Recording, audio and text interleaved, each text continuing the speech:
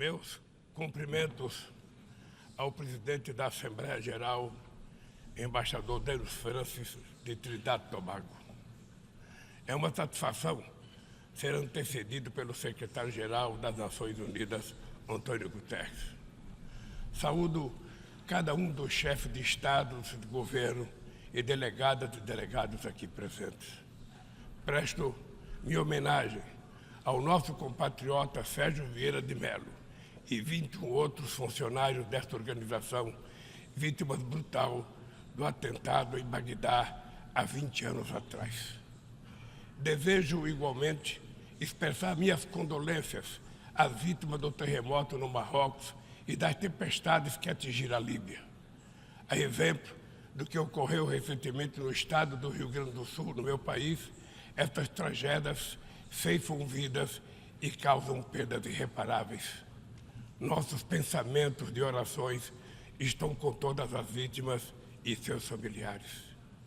Senhoras e senhores, há 20 anos ocupei essa tribuna pela primeira vez e disse naquele 23 de setembro de 2003 que minhas primeiras palavras diante deste Parlamento Mundial sejam de confiança na capacidade humana de vencer desafios e evoluir para formas superiores de convivência. Volto hoje para dizer que mantenho minha inabalável confiança na humanidade.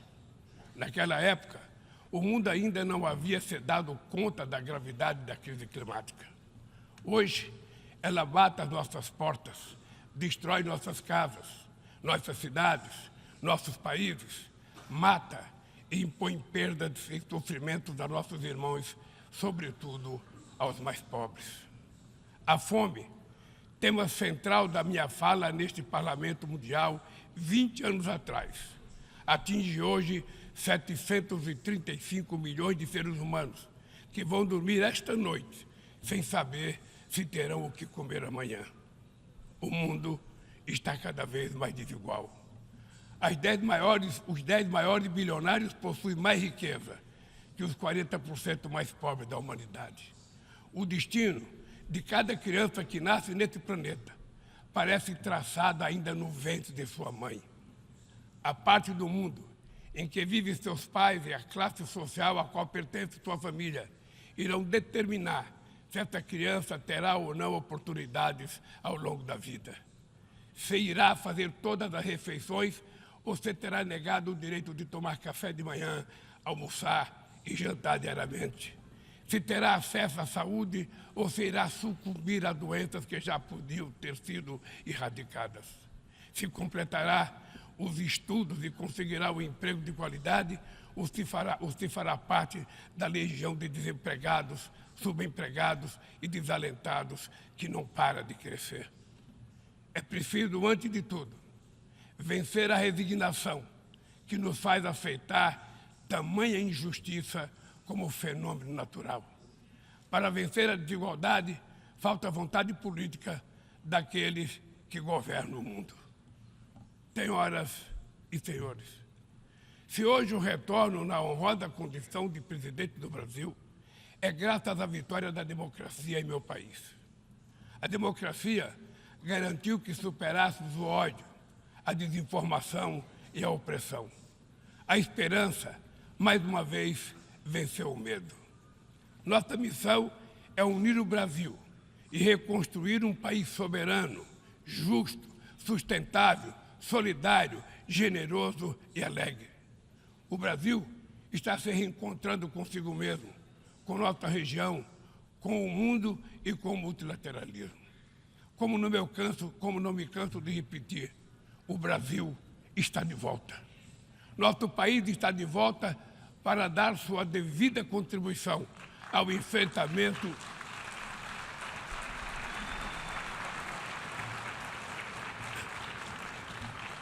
Nosso país está de volta para dar a sua devida contribuição ao enfrentamento dos principais desafios globais. Resgatamos o universalismo da nossa política externa, marcada por diálogo respeitoso com todos. A comunidade internacional está mergulhada em um turbilhão de crises múltiplas e simultâneas. A pandemia da Covid-19, crise climática e a insegurança alimentar e energética ampliada por crescentes tensões geopolíticas.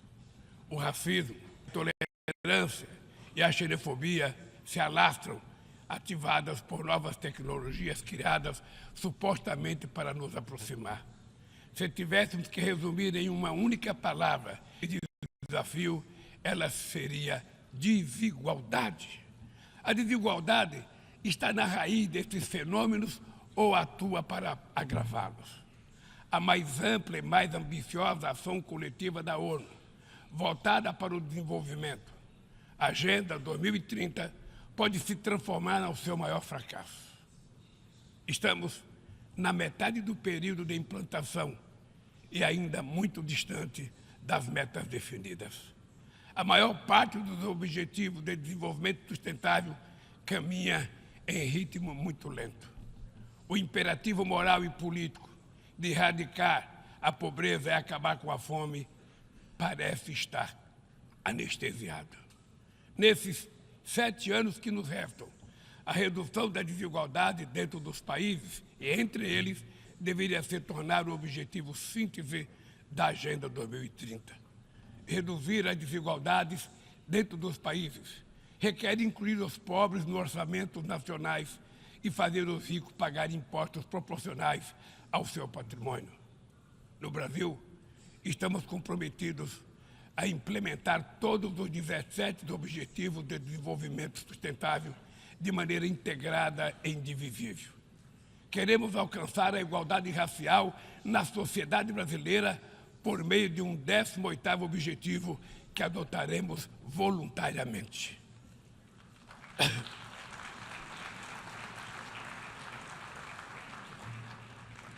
Lançamos o Plano Brasil Sem Fome, que vai reunir uma série de iniciativas para reduzir a pobreza e a insegurança alimentar. Entre elas está o Bolsa Família, que se tornou referência mundial em programa de transferência de renda para famílias que mantêm suas crianças vacinadas e na escola.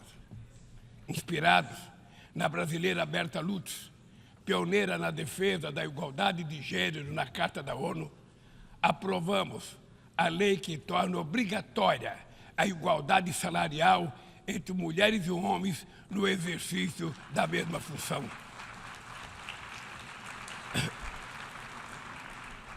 Combateremos o feminicídio e todas as formas de violência contra as mulheres. Seremos rigorosos na defesa dos direitos dos grupos LGBTQI+, e pessoas com deficiência. Resgatamos a participação social como ferramenta estratégica para a execução de políticas públicas. Senhor Presidente, agir contra a mudança do clima implica pensar no amanhã e enfrentar as desigualdades históricas. Os países ricos cresceram baseado em um modelo com alta taxa de emissão de gases danosos ao clima. A emergência climática torna urgente uma correção de rumos e a implantação do que já foi acordado. Não é por outra razão que falamos em responsabilidades comuns, mas diferenciadas. São as populações vulneráveis do sul global as mais afetadas pelas perdas de danos causados pela mudança do clima. Os 10% mais ricos da população mundial são responsáveis por quase a metade de todo o carbono lançado na atmosfera. Nós, países em desenvolvimento, não queremos repetir esse modelo. No Brasil, já provamos uma vez e vamos provar de novo que um modelo socialmente justo e ambientalmente sustentável é possível. Estamos na vanguarda da transição energética. Nossa matriz já é uma das mais limpas do mundo. 87% da nossa energia elétrica provém de fontes limpas e renováveis. A geração de energia solar, eólica, biomassa, etanol, biodiesel cresce a cada ano. É enorme o potencial de redução de hidrogênio verde. Com o plano de transformação ecológica, apostaremos na industrialização e infraestrutura sustentáveis. Retomamos uma robusta e renovada agenda amazônica com ações de fiscalização e combate a crimes ambientais. Ao longo dos últimos 8 meses, o desmatamento na Amazônia brasileira já foi reduzido em 48%. O mundo inteiro sempre falou da Amazônia.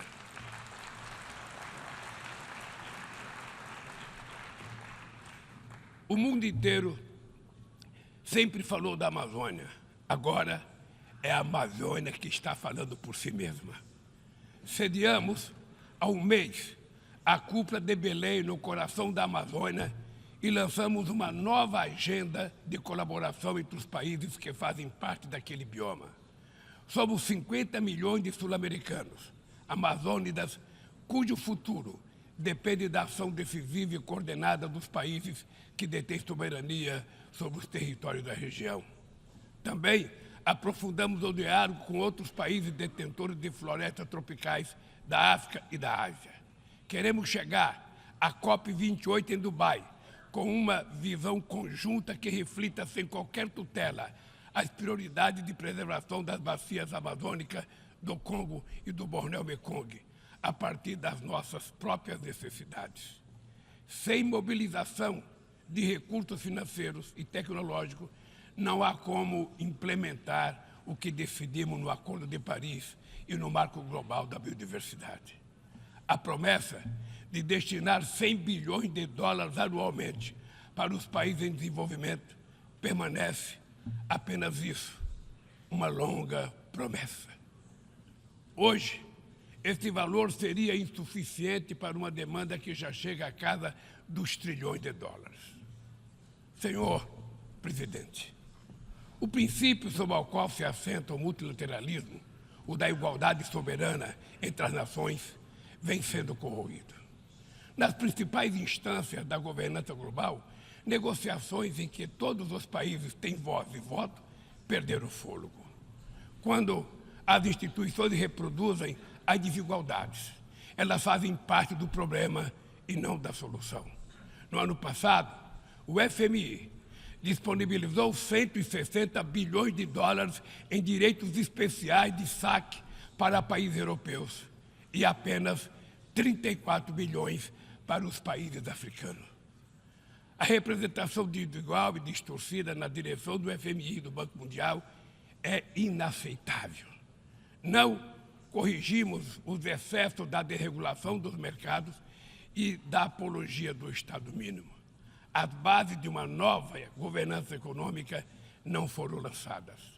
Os BRICS surgiu na esteira desse mobilismo e constitui uma plataforma estratégica para promover a cooperação entre países emergentes. A ampliação recente do grupo na cúpula de Joanesburgo fortalece a luta por uma ordem que acomoda a pluralidade econômica, geográfica e política do século XXI. Somos uma força que trabalha em prol de um comércio global mais justo, num contexto de grave crise do multilateralismo. O protecionismo dos países ricos ganhou força e a Organização Mundial do Comércio permanece paralisada, em especial o seu sistema de solução de controvérsias. Ninguém mais se recorda da rodada do desenvolvimento de Doha. Nesse íntere, o desemprego e a precarização do trabalho minaram a confiança das pessoas em tempos melhores, em especial os jovens do mundo. Os governos precisam romper com a dissonância cada vez maior entre a voz do mercado e a voz das ruas. O neoliberalismo agravou a desigualdade econômica e política que hoje assola as democracias. Seu legado é uma massa de deserdados e excluídos. Em meio aos seus escombros, surgem aventureiros de extrema-direita que negam a política e vendem soluções tão fáceis quanto equivocadas. Muitos sucumbiram à tentação de substituir um neoliberalismo falido por um nacionalismo primitivo, conservador e autoritário.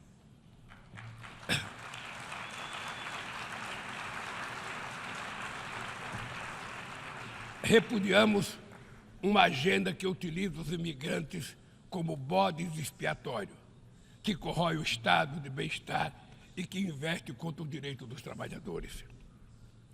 Precisamos resgatar as melhores tradições humanistas que inspiraram a criação da ONU. Políticas ativas de inclusão nos planos cultural, educacional e digital são essenciais para a promoção dos valores democráticos e da defesa do Estado de Direito. É fundamental preservar a liberdade de imprensa. Um jornalista como Julian Assange não pode ser punido por informar a sociedade de maneira transparente e legítima. Nossa luta é contra a desinformação e os crimes cibernéticos. Aplicativos e plataformas não devem abolir as leis trabalhistas pelas quais tanto lutamos. Ao assumir a presidência do G20 em dezembro próximo, não mediremos esforços para colocar no centro da agenda internacional o combate às desigualdades e todas as suas dimensões. Sob o lema Construindo um Mundo Justo e um Planeta Sustentável, a presidência brasileira vai articular inclusão social e combate à fome, desenvolvimento sustentável e reforma das instituições de governança global. Senhor presidente, não haverá sustentabilidade nem prosperidade sem paz. Os conflitos armados são uma afronta à racionalidade humana. Conhecemos os horrores e os sofrimentos produzidos por todas as guerras. A promoção de uma cultura de paz é um dever de todos nós construí-la e requer persistência e vigilância. É perturbador ver que persistem as antigas disputas não resolvidas e que surgem ou ganham vigor novas ameaças. Bem mostra a dificuldade de garantir a criação de um Estado do povo palestino. A este caso se somam a persistência da crise humanitária no Haiti, o conflito no Iêmen, as ameaças à unidade nacional na Líbia e as rupturas institucionais em Burkina Faso, Gabão, Guiné-Conakry, Mali, Níger e Sudão. Na Guatemala, há risco de um golpe que impediria a posse do vencedor das eleições democráticas. A guerra na Ucrânia escancara nossa incapacidade coletiva de fazer prevalecer os propósitos e princípios da Carta da ONU. Não subestimamos as dificuldades para alcançar a paz, mas nenhuma solução será duradoura se não for baseada no diálogo. Tenho reiterado que é preciso trabalhar para criar espaço para negociações. Investe-se muito em armamentos e pouco em desenvolvimento. No ano passado, os gastos militares somaram mais de 2,224 bilhões de dólares. As despesas com armas nucleares chegaram a 83 bilhões de dólares, valor 20 vezes superior ao orçamento regular da ONU. Estabilidade e segurança não serão alcançadas onde há exclusão social e desigualdade. A ONU nasceu para ser a casa do entendimento e do diálogo. A comunidade internacional precisa escolher. De um lado está a ampliação dos conflitos, o aprofundamento das desigualdades e a erosão do Estado de Direito. Do outro, a renovação das instituições multilaterais dedicadas à promoção da paz. As sanções unilaterais causam grande prejuízo à população dos países afetados. Além de não alcançarem seus alegados objetivos, dificultam os processos de mediação, prevenção e resolução pacífica de conflitos. O Brasil seguirá denunciando medidas tomadas sem amparo na Carta da ONU, como o embargo econômico e financeiro imposto a Cuba e a tentativa de classificar esse país como Estado patrocinador do terrorismo.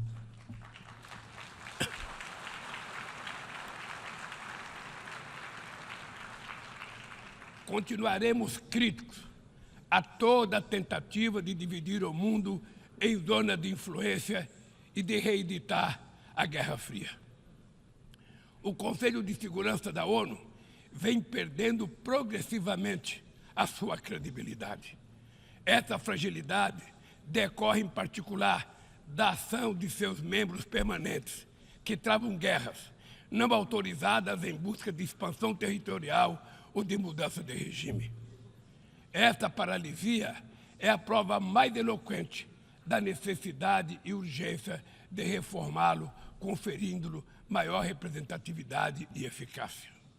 Senhoras e senhores, a desigualdade precisa inspirar indignação. Indignação com a fome, a pobreza, a guerra, o desrespeito ao ser humano. Somente movidos pela força da indignação, poderemos agir com vontade e determinação para vencer a desigualdade e transformar efetivamente o mundo a nosso redor. A ONU precisa cumprir seu papel de construtora de um mundo mais justo, solidário e fraterno. Mas só o fará se seus membros tiverem a coragem de proclamar sua indignação com a desigualdade e trabalhar incansavelmente para superá-la. Eu quero dizer muito obrigado a todos vocês.